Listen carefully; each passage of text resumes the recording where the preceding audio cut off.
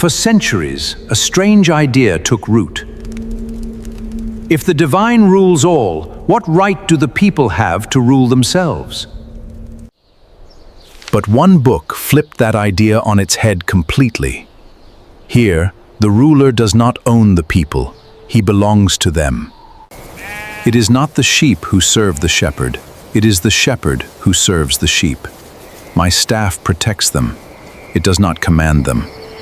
Every one of you is a guardian, and every one of you is responsible for those in your care. Even you, who rules us. Especially me. One line binds the ruler to the people. The next binds the people to the ruler. Neither side owns the whole. We are not owners of this gold. We are only its keepers. Then why do the people still fear us? Because too many before us forgot that. Never look at your people as prey to be devoured. They are either your brothers in faith Or your equals in creation. and if I forget this, then power will rot. Peace be upon you. I come only for what is rightfully owed, nothing more. And if we say there is nothing? Then I turn back and trouble you no further. Power was never meant to be a leash around the people's necks.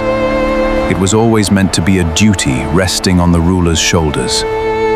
What if the ruler answered to the ruled, not the other way around?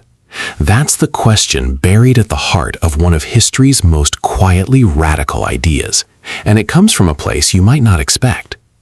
Centuries ago, a strange assumption took hold in parts of European thought, that believing in God and believing in human rights were somehow opposites, that the more devoted you were to the divine, the less room there was for caring about people's freedoms. It sounds absurd when you say it out loud, but this idea pushed entire movements towards atheism, because standing up for people's rights started to feel like it required rejecting faith altogether. Flip that assumption on its head and look at it through a different lens entirely, and the picture changes completely. In the great collection of sermons and letters known as Nahjul al-Balagha, God is mentioned constantly, and yet the text is obsessed with something else too, the rights of ordinary people against their own rulers. The leader isn't the master, he's the trustee. He works for the people, not the reverse. There's an old Persian proverb that captures it perfectly. The flock doesn't exist to serve the shepherd exists to serve the flock. Even the Arabic word for ruler hints at this. It comes from a root meaning protection, safeguarding, looking after. And there's a saying attributed to the prophet that drives the point home hard. Every single person is a guardian, responsible for whoever is under their care. The ruler for his people, the woman for her household, and so on down the line. Each person accountable for what's been entrusted to them. Then there's a verse from the Quran that ties it all together. God commands that trusts be returned to their rightful owners, and that judgments between people be made with justice. Scholars reading this verse zeroed in on one interpretation in particular. It's a direct message to those in power, telling them that ruling justly is itself a trust, one they'd better not break. And right after that verse comes another one, telling people to obey God, the messenger, and those in authority, which set up something like a two-way contract. One verse spells out what the ruler owes the people.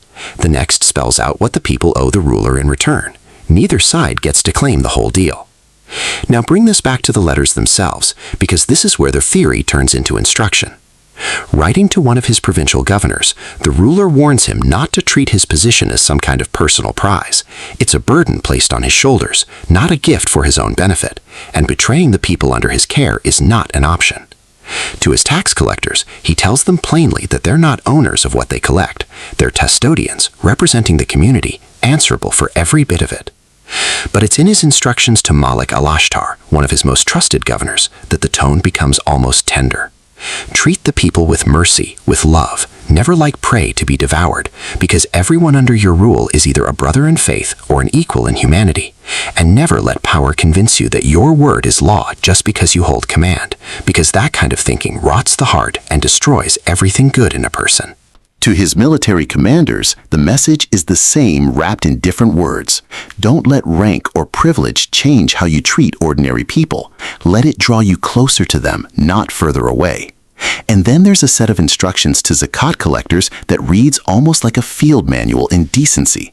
Approach people with calm and dignity, greet them properly, ask permission before entering their homes or touching their property, take nothing beyond what's rightfully owed, and never intimidate or threaten anyone into compliance.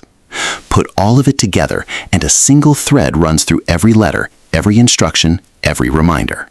Power was never meant to be a leash around the necks of the ruled. It was meant to be a duty resting on the shoulders of the ruler.